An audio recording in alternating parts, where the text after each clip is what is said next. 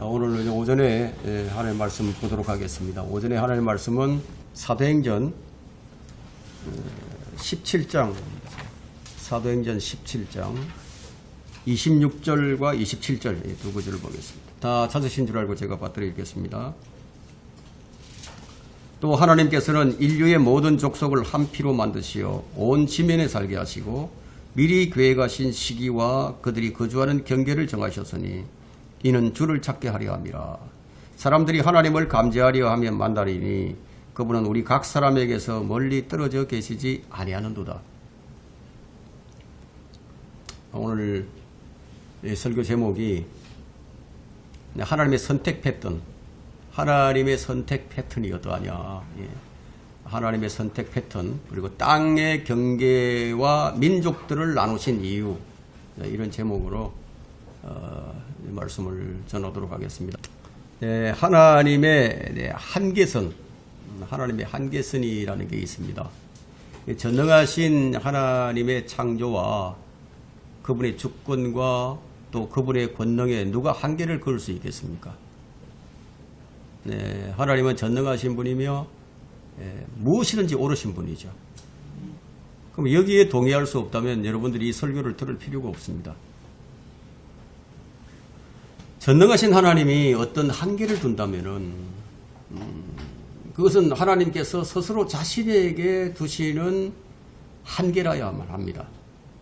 그분께서는 이제 무엇인가 하실 수 없어서가 아니라 그것이 무엇이든 그것을 하시려고 하지 않기 때문이에요. 또 무엇인가를 하시려고 하기 때문입니다. 성경에는 이제 하나님께서 자신을 스스로 제한시키시는 것을 나타내는 것들이 많이 있어요. 그렇다면 하나님께서 왜 그렇게 하려고 하실까요? 우리가 정직하게 말한다면 인간은 하나님께서 영감으로 기록하신 성경을 완전히 다 이해하지 못하고 있습니다. 심지어 구원받은 성도들, 구원받은 그리스도인들에게도 현실은 너무나 상투적이에요. 이건 매우 유감스러운 일이죠. 생각을 한번 해보세요. 우주 만물을 창조하신 그분께서 인간으로 하여금 그분의 말씀이 담긴 책을 쓰게 하셨는데, 그렇다면 우리는 이 책을 대할 때 어떻게 해야 되겠습니까? 경의와 두려움으로 가득 차야 하겠죠? 주님께서 주신 책, 주의 책을 찾아 읽으라고 명령을 하셨습니다. 그렇다면 우리는 이 책을 찾기 위해서 당연히 노력을 해야 하고 밤낮으로 이 책을 손에 들고 숙고해야 하며 단어와 문장을 잘 살펴봐야 합니다. 하나님은 한 가지 성경만 쓰셨는데 많은 책들 중에 하나님께서 쓰시고 보존해 주신 그 책을 여러분이 가지고 있다는 그 사실이 얼마나 중요합니까? 얼마나 의미 있는 일인지 생각해 보신 적이 있으십니까? 여러분 밤하늘을 한번 쳐다보세요. 헤아릴 수 없는 별들이 보이지요. 하나님께서 그 모든 별들을 각각의 모양으로 만드신 거예요. 똑같은 모양이 하나도 없어요.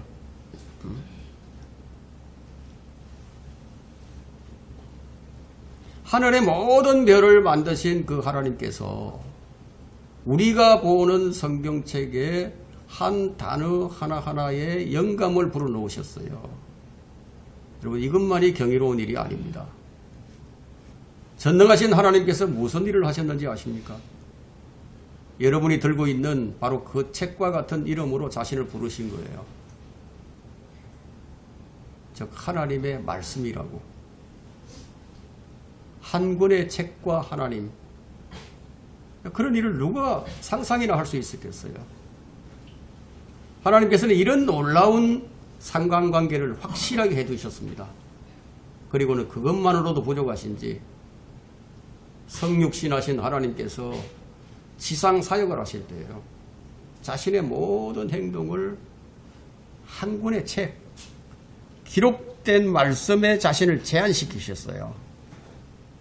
그러니까 예수님의 행동들은요, 하나님의 행동을 반영합니다. 하나님께서 뭔가를 행하시는 의도적인 방식이 있음을 보여주는 거예요.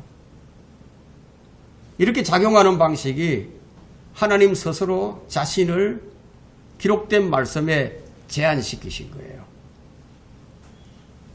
시편 138편 이전에는 이는 주께서 주의 말씀을 주의 모든 이름 위에 크게 하셨음이니이다. 이런 말씀이 기록되어 있습니다. 이 말씀의 의미는 하나님께서는 자신의 말씀에 충실하다는 그런 뜻이죠. 그러니까 하나님은 그 기록된 말씀의 경계를 벗어날지도 모른다는 염려를 할 필요가 없다는 뜻이 됩니다. 여러분, 하나님은 누구도 가둘 수가 없어요. 그래서 스스로 하나님은 자신을 제한하실 뿐이고 그 자신을 가두신 곳이 바로 이 기록된 말씀이에요. 그러므로 하나님께서 행하실 때는, 하나님께서 뭔가를 행하실 때는 항상 이 성경 말씀과 일치해야만 하는 겁니다. 하나님께서 스스로 부과하신 이 경계를 벗어나서 행하신다는 것은 그분의 성품에 맞지 않아요. 그러면 전능하신 하나님께서 왜 자신의 행동을 이 한 권의 책에 담긴 말씀으로 제한시키시는가? 그 이유가 무엇일까요? 이 로마서 15장 4절에 무엇이든지 전에 기록된 것, 성경을 얘기하는 거거든요. 무엇이든지 전에 기록된 것은 우리의 교훈을 위하여 기록된 것이니 이는 성경이 주는 인내와 위로로서 소망을 지니게 하려 합니다. 하나님께서 우리에게 자신의 책을 주셔서 우리가 진리를 알 수 있게 하셨어요. 그리고 그 책에서 배우고 그 책에서 위로를 얻도록 해주셨습니다. 하나님께서 경계를 정하신 범위를 벗어난다는 것은 하나님께서는 그냥 두고 보실 수가 없으시죠. 우리는 이 성경에서 이것을 찾을 수가 있습니다. 근데 하나님의 일에는 어떤 패턴이 있어요. 뭐 주먹구구식으로 그렇게 하는 게 아니라 어떤 패턴이 있습니다. 근데 하나님의 선택에서의 패턴은 하나님께서 인류를 창조하셨을 때요. 그냥 무더기로 이렇게 남자와 여자를 만들지 않으셨어요. 오직 한 남자의 창조로부터 시작을 하셨습니다. 여자는 남자에게서 창조되었습니다. 그래서 온 인류는 오직 한 남자를 창조하신 것에서부터 시작이 되었습니다. 두 번째는 하나님께서 전 지구적으로 이 홍수를 일으켜서 이 지구를 멸망시키셨을 때 단 한 남자의 가족만이 이제 구원으로 선택이 되었습니다. 노아의 식구들입니다. 하나님께서는 의도적으로 다른 이들을 다 무시하셨어요. 하나님께서 한 위대한 국가를 창조하려 하실 때에 단 한 사람만을 선택하셨어요. 그 선택된 단 한 사람이 아브라함입니다. 하나님께서 어떤 민족을 불러내실 때에 단 한 민족, 이스라엘만 선택이 됩니다. 하나님께서는 세상의 그 어떤 다른 민족도 직접적으로 다루지 않으십니다.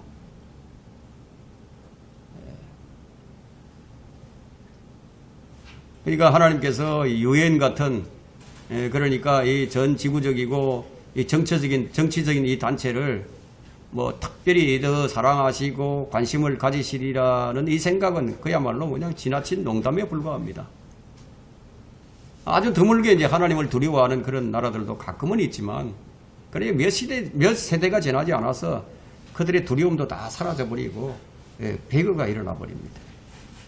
근데 하나님께서 이 세상 나라들에 대해 하신 말씀과 이스라엘에 대한 하나님의 특별한 사랑을 비교를 해본다면요, 성경이 모든 민족을 뭐라고 평가하는지 아십니까? 엄청난 차이가 있어요. 똑같지가 않아요. 여러분 이사야 40장 17절을 한번 펼쳐보세요.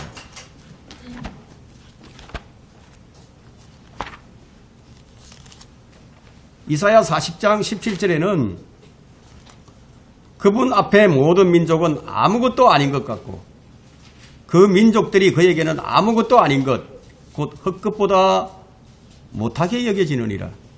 그러니까 이스라엘 민족 외에 다른 민족들은 모두가 다 헛것보다도 가볍다는 거예요. 아무것도 아니라는 거예요. 여러분, 하나님의 선택의 패턴은 하나님께서 지상의 땅 한 조각을 그분의 것이라고 선포를 하실 때, 근데 그 땅을 아프리카나 유럽이나 아메리카나 저 호주나 이 다른 곳에서 찾아볼 수가 없어요. 오직 이스라엘 땅만을 자신의 소유로 지정을 하신 거예요. 그러니까 하나님께서 지정하신 땅을 가지고 팔레스타인 이 필리스티아인들이죠. 원래 필리스티아인들이 자기들 땅이라고 내놓으라고 이스라엘을 대적하는 것은 그건 누구를 대적하는 겁니까? 하나님을 대적하는 것이 되는 거죠. 왜냐하면 이스라엘은 하나님의 것이니까. 지금 이 팔레스타인 땅 그것도 역시 하나님의 것입니다. 하나님께서 지정을 하셨어요. 그 넓은 많은 땅들 중에서 그 땅만 지정을 하셨다. 그렇다면 그들이 하나님을 대적해서 이길 수 있겠어요? 그럼 그 결과가 어떻게 되겠습니까? 하나님을 대적해서 싸우는데 누더기가 되겠죠. 폐허가 되는 것은 자명하지 않겠습니까? 그래서 지금 이 팔레스타인을 한번 보세요. 지금 가자지구 폐허가 되잖아요. 누더기가 되죠. 그러니까 이스라엘을 대적하는 개인이나 민족이나 국가나 단체나 뭐 그것이 어떤 형태를 띠고 있든지 간에 반드시 패망한다는 거예요. 왜? 하나님께서 심판을 하시니까. 하나님의 선택 패턴은 우리가 그걸 알아야 됩니다. 하나님께서 죄를 지은 이스라엘을 매질하시기 위해서요. 막대기를 주변의 나라들로 사용을 합니다. 그런데 그 사용된 나라들은 반드시 그 대가를 치르게 됩니다.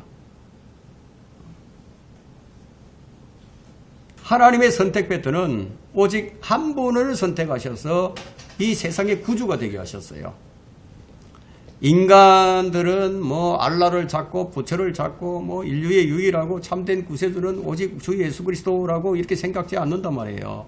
그들은 크리슈나나 뭐 이 교황과 같은 수많은 가짜 구세주를 제시를 하지만 하나님께서는 그들 중에 아무도 선택하지 않으시고 인류의 유일하고 오직 참된 구세주는 예수 그리스도 한 분뿐이라고. 근데 그분이 육체로 나타나신 말씀 하나님이십니다. 지금 우리는 그분을 보지 못하지만 예수님께서 초림하셨을 때 그 당시에 유대인들은 그분을 보았어요. 그 사도 요한이 무엇이라고 얘기합니까? 요한복음 1장 14절에서 그 말씀이 육신되어 우리 가운데 거하심으로 우리가 그의 영광을 보니 아버지의 독생자의 영광으로 은혜와 진리가 충만하더라. 중보자도 한 분이에요. 예수 그리스도입니다. 디모데전서 2장 5절에는 하나님은 한 분이시요 하나님과 사람 사이에 중보자도 한 분이시니 곧 사람이신 그리스도 예수시라. 그러니까 하나님과 사람 사이의 연결고리는 주 예수 그리스도뿐이라는 겁니다. 뭐 다른 종교들이 기분이 나쁘겠죠. 이런 얘기를 들으면요. 사실이 그런 걸요. 하나님께서 그렇게 선정을 하셨어요. 하나님께서 오직 하나만을 선택하시는 사례들은 매우 중요한 사건들입니다. 예를 들어서 한 행성을 채우신다. 한 행성을. 이 사람들이 거주하는 이 세상을 완전한 멸망에서 구원하시는 것, 완전히 새로운 민족으로 이루어진 나라를 세우시는 것, 이런 사례들은 사실 이 인류 역사에 심각한 영향을 끼치는 그런 사건들입니다. 하나님의 차별하신단 말이에요. 하나님의 차별해서 엄청난 수가 배제되었음을 여러분들이 한번 숙고를 해보시기 바랍니다.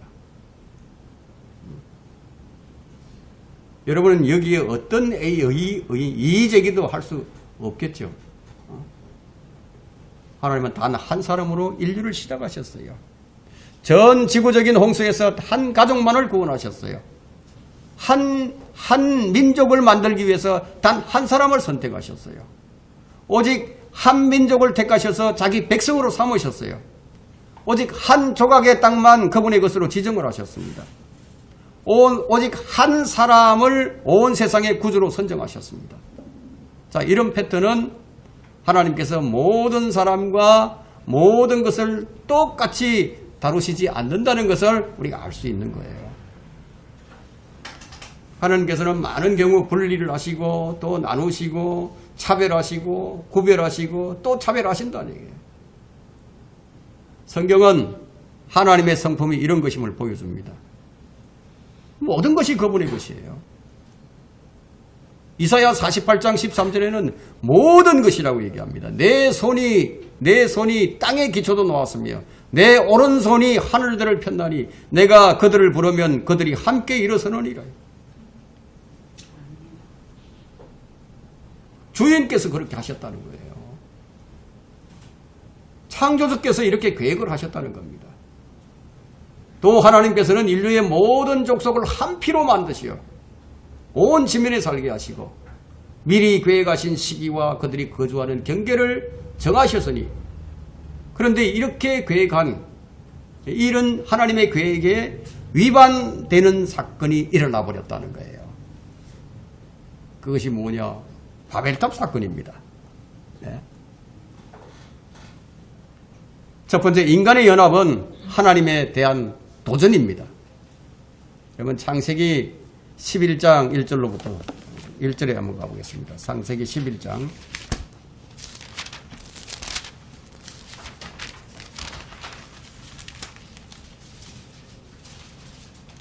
1절로부터 4절까지 봅니다. 자, 온 땅에 하나의 언어와 하나의 말만 있더라. 그들이 동쪽으로부터 이동하여 시날 땅에서 평원을 만나니 거기에서 거하였더라. 그들이 서로 말하기를 가서 벽돌을 만들어 단단하게 굽자 하고, 그들은 벽돌로 돌을 대신하고 역청으로 회반족을 대신하였으며, 또 그들이 말하기를 가서 우리를 위하여 성읍과 탑을 세우되 탑 꼭대기가 하늘에 닿도록 하여 우리의 이름을 내자. 그리하여 우리가 온 지면에 멀리 흩어지지 않게 하자 하더라. 방금 읽은 이 본문은 우리 21세기를 사는 우리에겐 매우 익숙한 장면입니다. 하나의 언어, 하나의 말, 완전한 통합이죠. 뭔가 떠오르지 않습니까? 인간들이 하나님을 배제한 채 오직 지금 우리만을 찾고 있습니다. 위대한 휴머니즘이죠. 우리 모두가 힘을 합쳐서 하나가 되자. 이것이 유엔의 표입니다. 유엔의 표.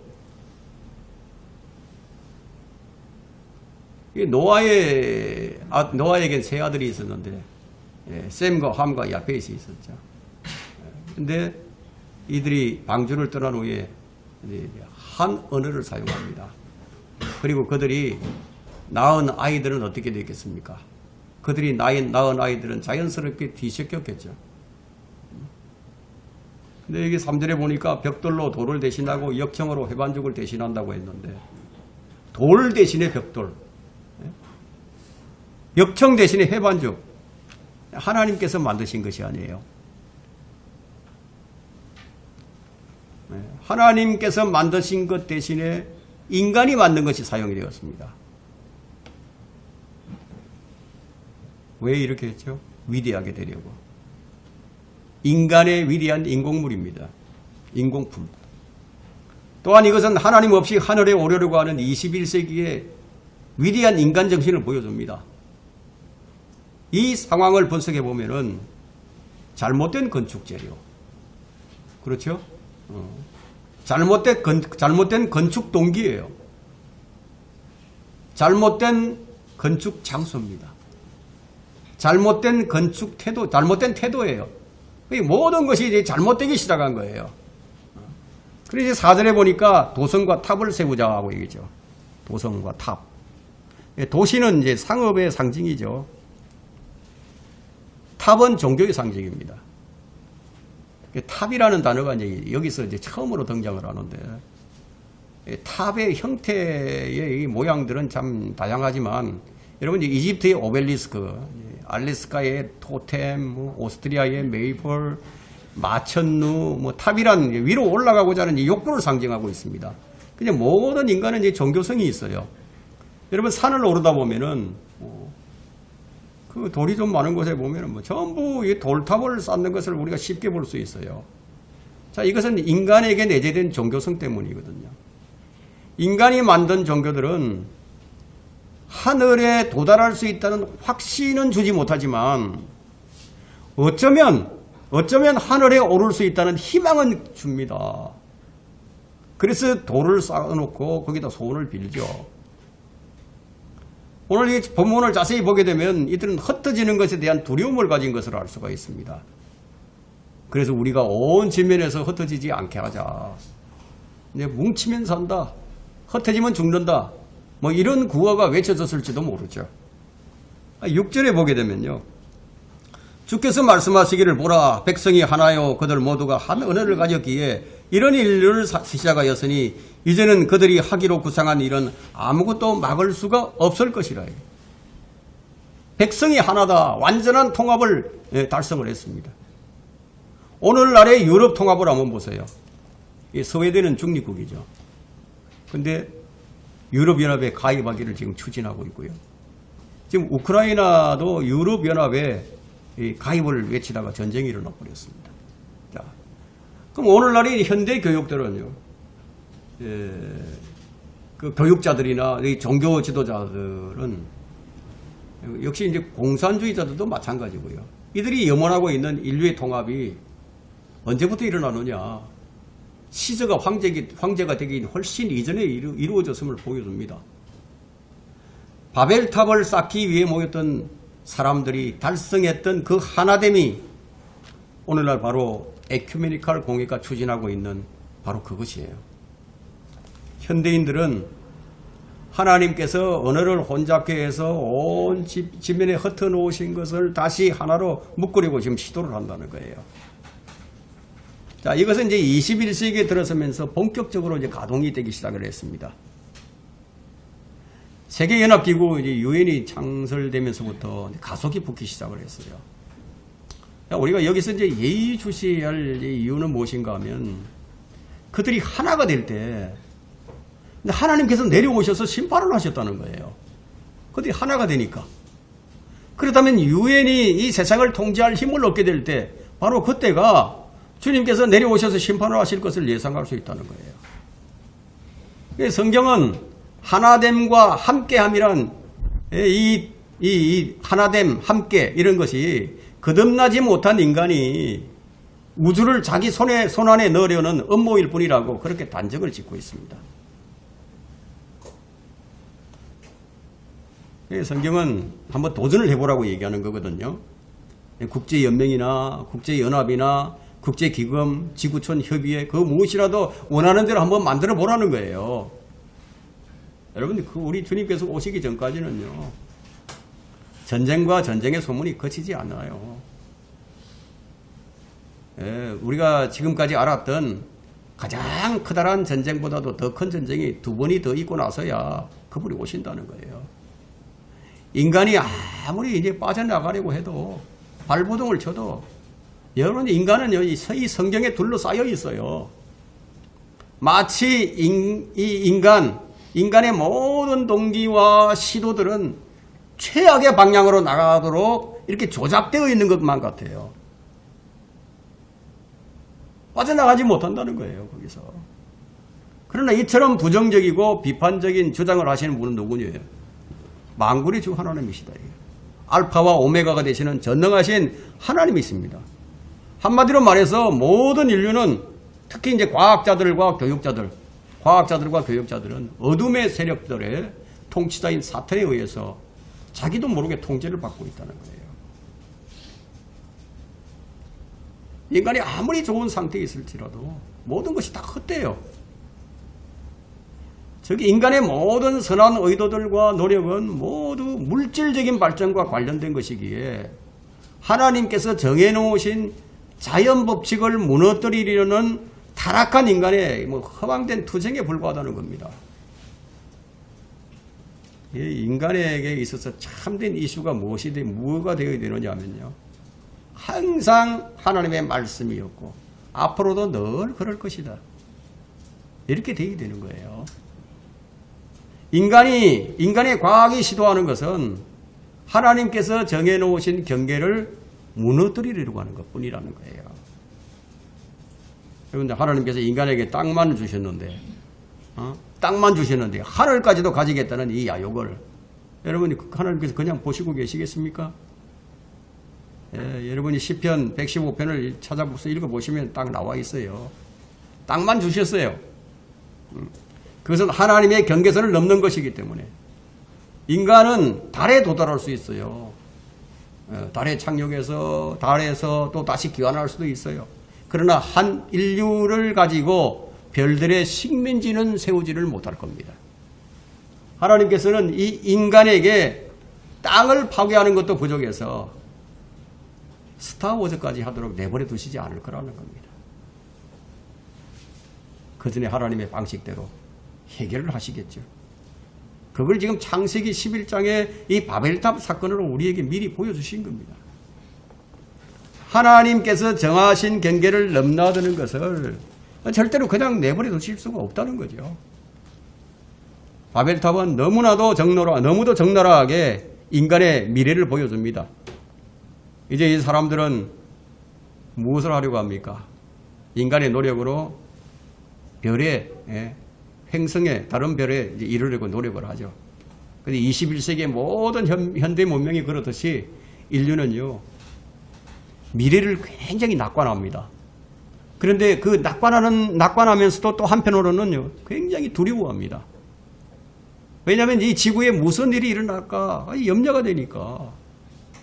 만일 이 인간이 화성이나 다른 행성들을 지배하게 된다면 어떤 일이 일어날까요?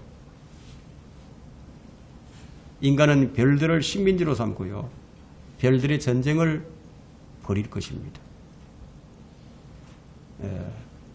별들의 전쟁, 스타워즈가 일어난다 이거예요. 예, 퍼시아 속담에 이런 말이 있습니다. 비가 오면은 전쟁은 체육관에서 열릴 것이다. 그러니까 인간 세계에 전쟁은 멈추지 않는다는 얘기예요. 그러면 여러분 다시 창세기 11장 6절에 한번 보세요.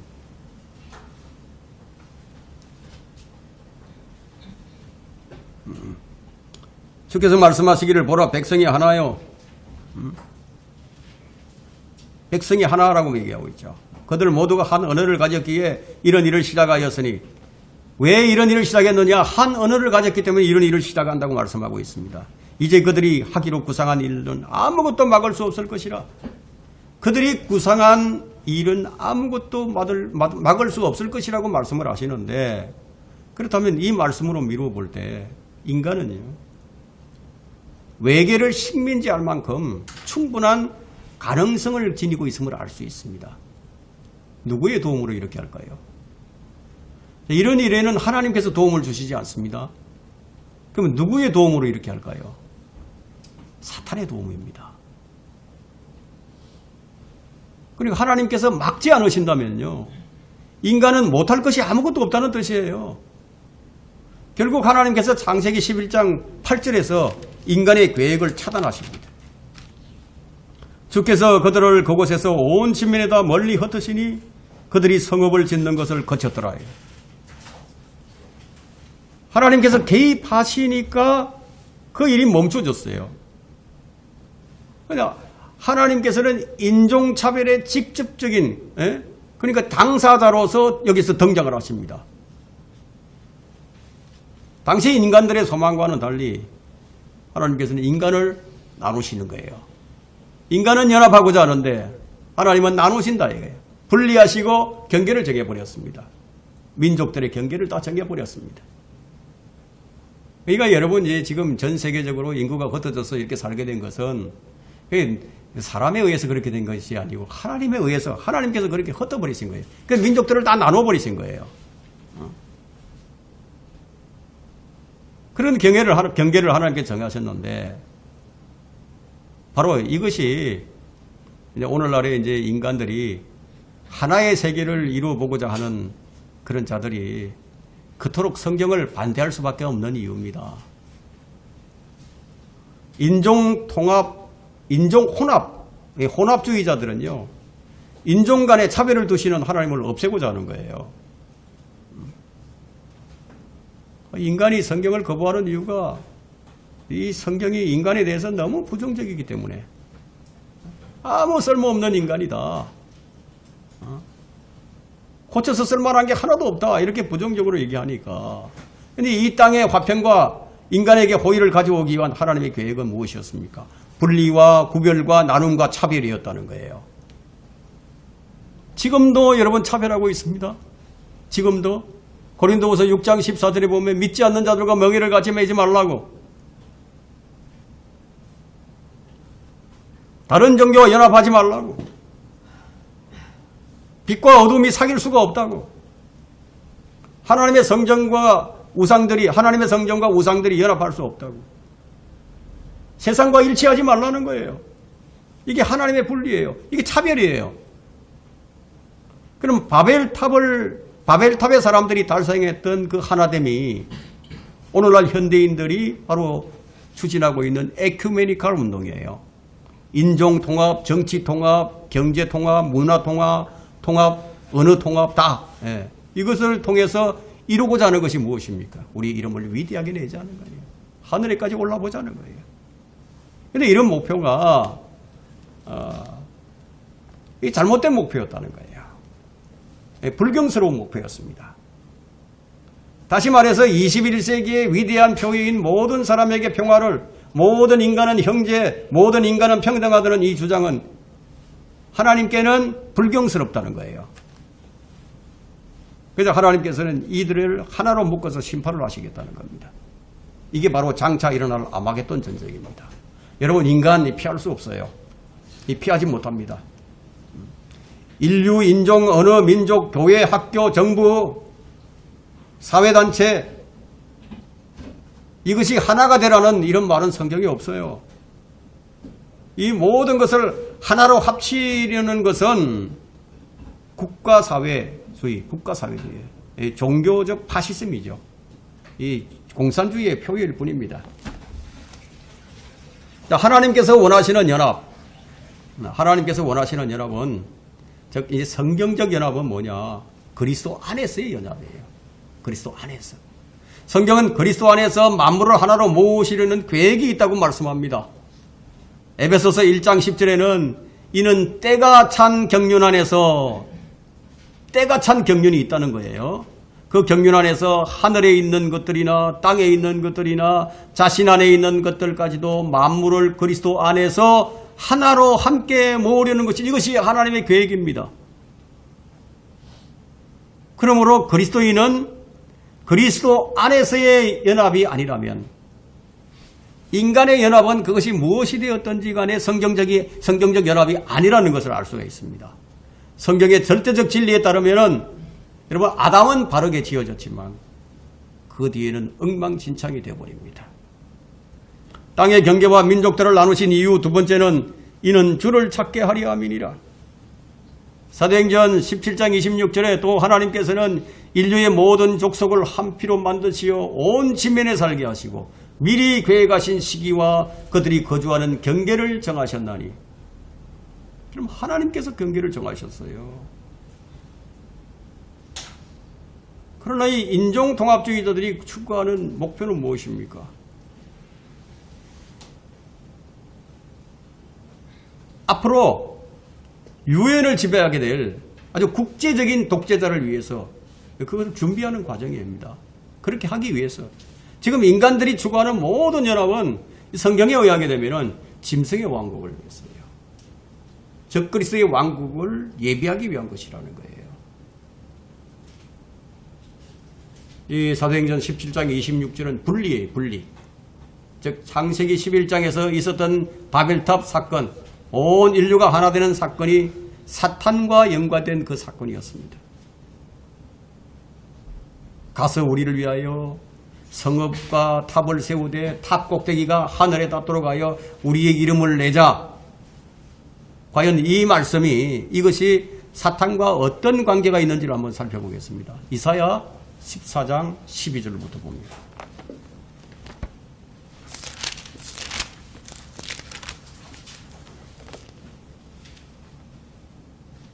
이런 성경 구절은 여러분들이 딱 외워두시면 참 좋습니다. 오 아침의 아들 루시퍼야, 네가 어찌 하늘에서 떨어졌느냐? 민족들을 연약케 하였던 네가 어찌 땅으로 끊어져 내렸느냐?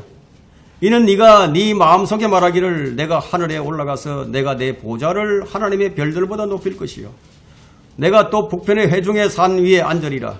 내가 구름의 높은 곳들 위로 올라가 내가 지극히 높으신 분같이 되리라 하였습니다. 그러나 너는 지옥까지 끌어내려질 것이요 구렁의 사면에까지 끌어내려지리라. 어떻습니까? 바벨탑의 사건과 지금 이 사탄의 생각이 좀 똑같지 않습니까? 이 구절은 사탄의 종말을 예고하는 구절이거든요. 사탄은 아직까지 지옥에까지 끌어내려지지 않았어요. 앞으로 그렇게 됩니다. 하나님께서 인류를 한 피로 만드신 것이요 인종 통합을 증명하기 위해서 기록한 게 아니라는 겁니다. 이 구절은 인류가 아담에게서 나왔다는 것을 입증합니다. 인류는 한 사람에게서 시작이 됐습니다. 기독교의 에큐메니칼의 종교 통합은 그 동기가 아주 불순합니다. 어떤 생각에서 그런 종교 통합을 이루고자 할까요? 모든 종교는 이름만 다를 뿐이지 추구하는 것은 다 똑같지 않느냐. 절대자 하나님을 섬기는 것은 똑같다는 그런 생각에서 나온 그런 발상이죠. 그래서 다른 종교도 인정하고 또 연합을 하게 되는 거예요. 하나님께서 뭐라고 말씀하시든 간에 그 사람들에게는 그런 문제가 없어요. 아무것도 문제가 안 됩니다. 네가 섬기는 것이나 내가 섬기는 것이나 다 똑같은 절대자를 섬기는 것이 아니겠느냐. 다 똑같다. 연합하자. 하나님은 인류를 한 피로 만드셨어요. 그러나 진화론에 속한 사람들은 그 누구도 인류의 모든 족속이 한 사람에게서 나왔다고 믿지 않습니다. 그럼 그 배후에는 누가 있다는 겁니까? 사탄이 있음을 시사해 주죠. 오늘날의 인종통합은 갑자기 나온 것이 아니에요. 온 땅의 경계를 정하시고 민족들을 나누신 분이 하나님이십니다. 그 이유가 무엇인가요? 그것이 중요하죠. 주를 찾게 하려 함이라. 하나님께서 아담의 아들들을 분리시키신 이유가 그들이 구원받을 수 있도록 하기 위해서라는 거예요. 그래서 사람들이 하나님을 감지하려 하면 만나리니 그분은 각 사람에게서 멀리 떨어져 계시지 아니하시느니라. 하나님은 지리적으로 하나님과 땅에 충만하십니다. 그래서 각 사람에게 멀리 계시지 않아요. 그리고 우리 사람 안에는, 그리고 이 만물 안에는 하나님을 알만한 것들이 다 서져 있어요. 누구라도 정말 하나님을 찾고 하나님을 알고자 한다면은 그분께서는 그가 어떤 아무도 살지 않는 태평양 무인도에 혼자 살고 있다 할지라도 그분을 찾을 수 있다는 거예요. 그분을 만날 수 있다는 거예요. 그래서 하나님께서 땅의 경계를 정하시고 언어를 혼잡게 하시고 민족들을 다 흩어버린 거예요. 왜냐하면 그들이 연합하면 하나님께 대적하게 되니까. 주를 찾게 하기 위함이 그 목적이었습니다. 근데 사람들은 어떻게 합니까? 하나님의 목적과는 다른 길을 가지요. 각자가 자기 좋을 대로 길을 갑니다. 근데 하나님을 섬기는 것에 있어서도요. 각자가 자기 좋을 대로 다 섬겨요. 사도행전 17장 24절 한번 보세요.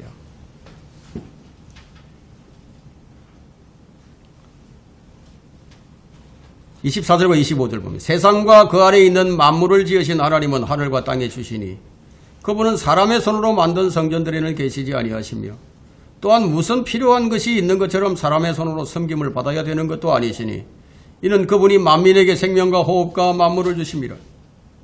모든 만민에게 누가 생명을 주셨습니까?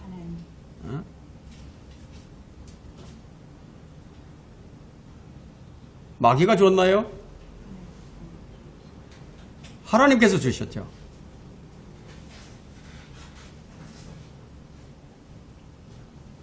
이 말씀의 의미는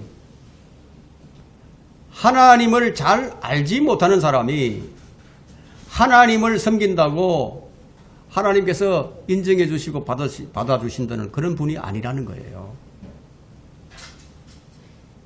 누가 주의 생각을 알았습니까? 누가 주의 언론자가 되었습니까? 아무도 없었어요. 니라서 하나님의 의논자가 되어서 하나님 그건 그렇게 해서는 될 일이 아니지요.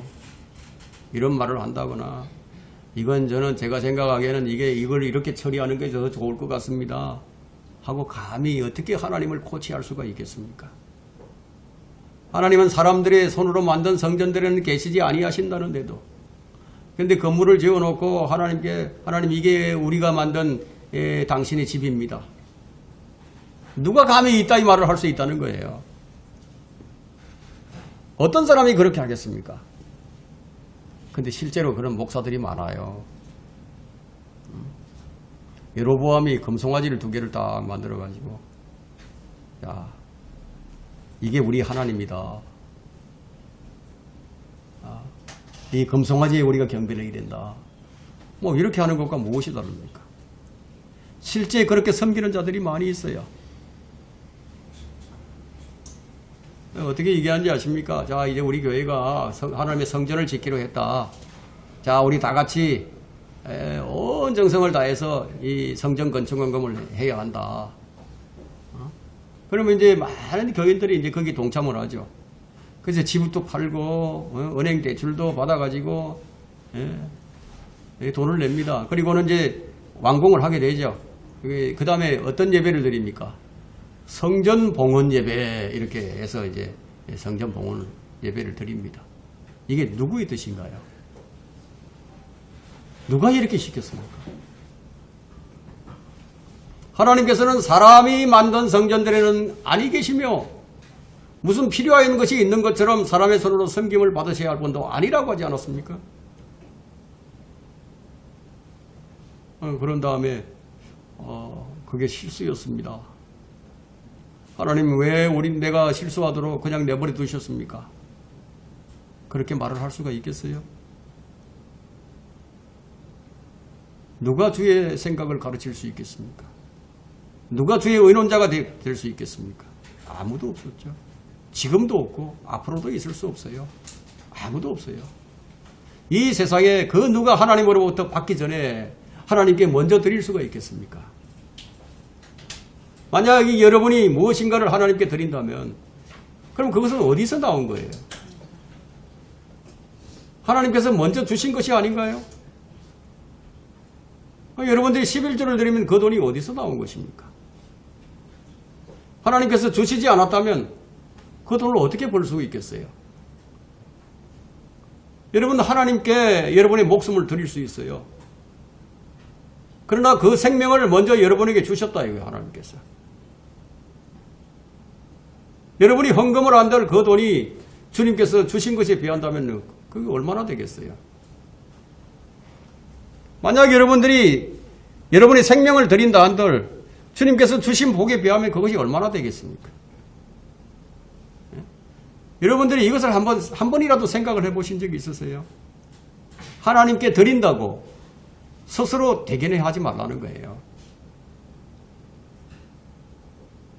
내가 이만큼 냈다. 자만하지 말라는 거예요. 여러분에게 먼저 주신 분이 하나님이신 것을 잊지 말라는 겁니다.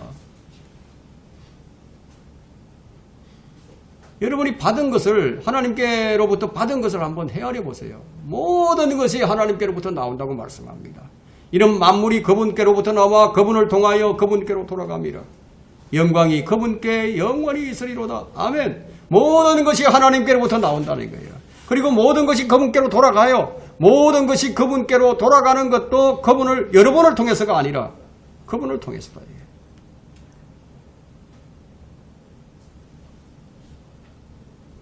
주체가 누구냐 이거예요.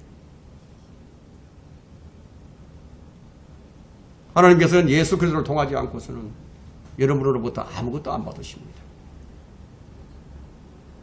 만물은 주님께로부터 나와서 주님을 통해서 주님께로 돌아갑니다. 이것이 주의 영광이에요. 그래서 주님께서 이런 말씀을 하셨어요. 요한복음 5장 41절에 말씀하시기를 나는 사람들로부터 영광을 받지 아니하느니라. 사람들로부터 영광을 안 받으신다고. 그럼 어떤 사람을 두고 하신 말씀이에요? 성경대로 하지 않는 사람들이에요. 자기 마음대로 하는 사람들. 주님께로부터 나오지 않는 사람들이에요. 성경에는 예수 그리스도에 관한 증거들이 넘쳐나죠. 주님이 뭐라고 말씀하셨는지 아십니까? 너희 안에는 그분의 말씀이 거하지 아니하느니. 예수님을 믿지 않는 자들에게 너희 안에는 그분의 말씀이 거하지 않는다고. 오늘날의 사람들은 성경을 통한 말씀을 흔쾌히 받아들일 준비가 되어 있지 않습니다. 무슨 말이냐면 자기 제멋대로 섬긴다는 거예요. 자기 생각대로 섬겨요.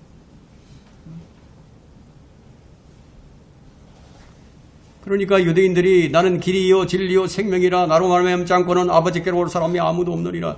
유대인들이 이 말씀을 듣고도 그 진리를 깨닫지를 못했습니다. 그럴 뿐만 아니라 그러하신 분을 믿고 영접하기에 너무나도 완고한 사람들이었습니다. 그러나 유대인들은 성경에 영생이 있다고 믿고 있었어요. 그렇게 하면서도 성경에는 영생이 있다고 믿고 있었어요. 그러나 그 영생이 예수 그리스도 안에 있음을 인정하려 하지 않았습니다. 성경이 주 예수 그리스도에 대해서 말씀하시는 바를 받아들이지 않으면 그 누구도 성경 밖에서 영생을 얻을 수 없다는 거예요. 주님은 그런 자들로부터는 영광을 안 받으신다는 거예요. 유대인들이 예수님을 주로 영접하지 않았던 것은 성경에 그분에 대한 그 증거가 불충분했기 때문이 아니었어요. 그들의 마음이 완악했기 때문입니다. 유대인들은 메시아에 대한 그 구약의 예언들에 대해서 많은 정보들을 가지고 있었습니다. 심지어 어디서 태어날 것인지도 다 알고 있었어요. 그래서 사도 바울이 뭐라고 얘기하는지 아십니까? 로마서 10장 18절에 사도 바울이 말하기를 그러나 내가 말하노니 이스라엘이 알지 못하였느냐? 실로 들었느니라. 그들의 음성이 온 땅에 퍼져나갔고 그들의 말이 세상 끝까지 이르렀느니라. 선지자들이 예수 그리스도에 대해서 말한 얘기가 다 퍼져나갔다는 거예요. 변명할 수가 없다는 거죠. 성경에 영생이 있다고 정말로 믿는다면 성경에 기록된 하나님의 말씀을 믿지 않으면 안 된다는 겁니다. 믿음은 어디서 나옵니까? 하나님의 말씀인 성경에서 나옵니다. 믿음은 들음에서 나오고 들음은 하나님의 말씀에 의해서니라. 여러분이 구원받게 된 것은 여러분이 성경 말씀을 직접 들었거나 아니면 다른 누군가가 기록된 하나님의 말씀을 들려주었기 때문이다. 성경을 통하지 않고서는 그 누구도 하나님의 말씀을 직접 들을 수가 없어요. 여러분, 하나님께서 이 말씀, 성경 말씀에 자신을 제한하셨어요.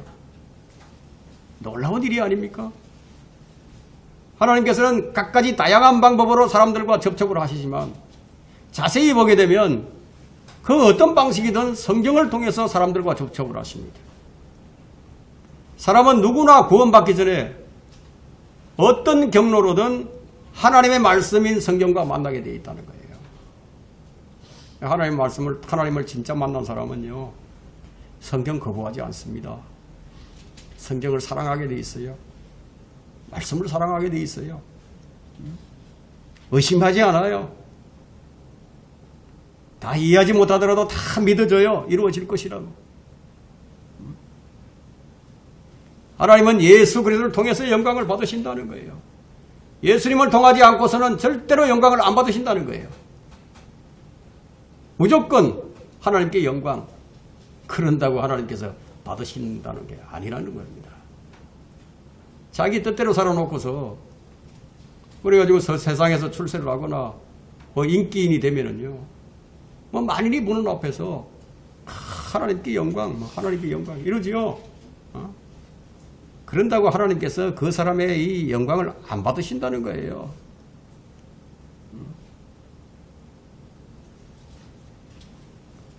너희는 생명을 얻으려고 내게로 오기를 원치 아니하는도다. 그들은 성경에 영생이 있다고 생각을 하고 예수님에 관해서 많은 정보들을 가지고 있었지만 그들은 진짜 생명을 얻으려고 예수님께 오기를 원치 않았습니다. 이것이 성경이 예수 그리스도를 전가하고 있는데 받아들이지 않고 완고하게 거부한 필연적인 결과입니다. 사람이 성경을 상고한다고만 해서 구원받고 영생을 얻는 것이 아니에요. 하나님께서는 모든 사람이 구원을 받고 진리의 지식에 이르시기를 원하고 계시지만 성경은 특히 이제 마지막 때에 사람들이 항상 배울 것이나 진리의 지식이 이르지 못할 것이라고 예언을 하고 있기 때문이에요. 이런 사람들은 우리 주위에서 얼마든지 볼 수가 있습니다. 일생 성경 연구에만 몰두를 했는데 여러분 구원받지 못한 신학 교수들이 한둘인가요? 평생을 성경을 끼고 교회를 다녔는데 구원받지 못한 교인들이 한둘인가요? 그들에게 주님 뭐라고 말씀하십니까? 그러나 내가 너희를 아노니 너희 안에는 하나님을 사랑함이 없다는 것이라.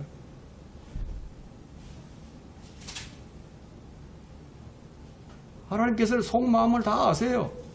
예수님께 어떤 사람을 데려다가 소개시킬 필요도 없어요. 예수님은 사람의 속마음을 다 아십니다. 그분께서 너희 안에는 하나님의 사랑이 없다고 딱 잘라서 말씀하십니다. 교회를 다니며 살아계신 하나님께 경배를 드리는 척 하는 사람들, 하나님의 영광을 위해서 열심히 일하는 척 하는 사람들, 주님은 그런 자들에게 결코 기만당하지 않으신다는 거예요. 그분은 가짜 그리스도인의 마음속에 하나님을 사랑하지 않음이, 하나님에 대한 사랑이 자리 잡고 있지 않음을 훤히 다 알고 계신다는 거예요. 하나님을 사랑함이 없는 사람은 바로 그 이유는 하나님의 말씀이 그 안에 거하지 않기 때문이라고 말씀합니다. 결론적으로 오 너희 백성들아 단결하라. 그래도 너희가 산산이 부서지리라.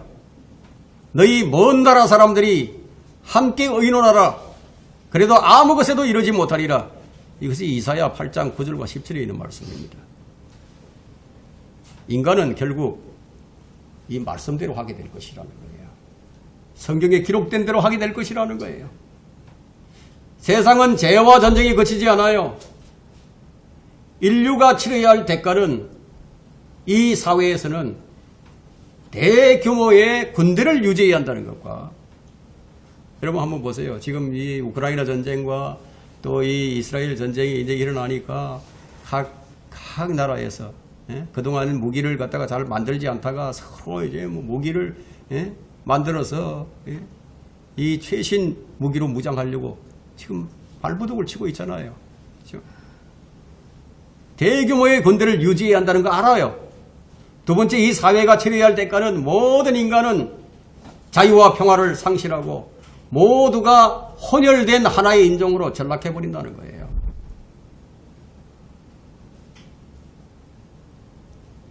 이에 대한 하나님의 해결책은 간단합니다.